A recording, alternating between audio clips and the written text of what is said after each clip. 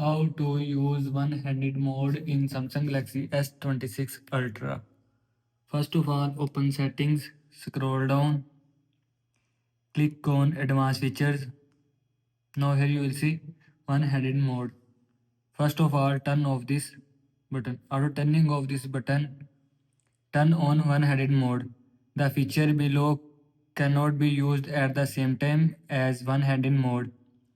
Talkback, universal switch, interaction control, magnification, auto action after pointer stop, tab duration, ignore repeated touch, sticky keys, slow keys, bounce keys. Now click on OK. After click on OK, one-handed mode will be turned on from your phone. Now click on one-handed mode.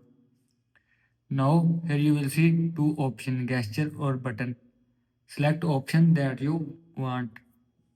Now I select gesture. After selecting gesture, swipe down in the center of the bottom edge of the screen. Just simply swipe down. Now here you will see one-handed mode will be turned on from your phone. And if you want to disable, then click on 2 times on your screen. This is how you can use one-handed mode in Samsung Galaxy S26 Ultra. I hope you like this video and thanks for watching this video.